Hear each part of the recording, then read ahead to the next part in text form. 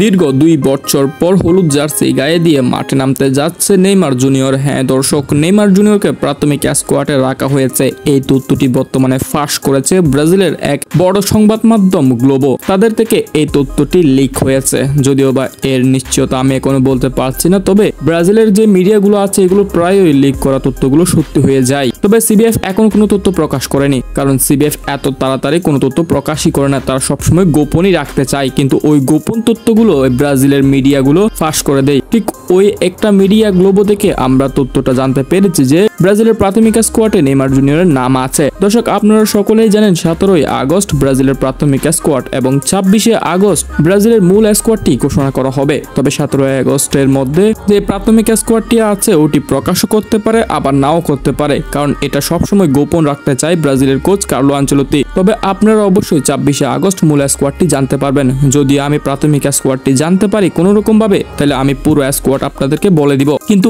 এই মুহূর্তে বর্তমানে সবচেয়ে বড় সুখবরের বিষয় হলো গ্লোবো থেকে লিক হয়েছে যে ব্রাজিলের প্রাথমিক স্কোয়াডে নেইমার জুনিয়রের নাম আছে। এখন কথা হলো নেইমার জুনিয়রকে আসলে ব্রাজিলে চান্স পাবে? আমি যদি বলি অবশ্যই ব্রাজিলে চান্স পাবে এই মুহূর্তে, যদি কোনো অঘটন না ঘটে। কারণ এখনো নেইমার সান্তোসের ম্যাচ খেলছেন। এই ম্যাচগুলো খেলার পর যদি সম্পূর্ণভাবে ফিট থাকে তাহলে অবশ্যই নেইমার জুনিয়রকে ব্রাজিল দলে ডাকবে কার্লো আনচেলত্তি, এটা 100%। কিন্তু তার জন্য আপনাকে এখন অপেক্ষা করতে হবে, কারণ ফুটবলের প্রতিটি সিদ্ধান্তই পরিবর্তনশীল, কখন কি হয়ে যায় কেউ জানে না। তাই আমরা সকলেই দোয়া ও প্রার্থনা করি নেইমার যাতে সুস্থ থাকে, যাতে সে আগামী পর্বে ব্রাজিলের জার্সি গায়ে মাঠে নামতে পারে।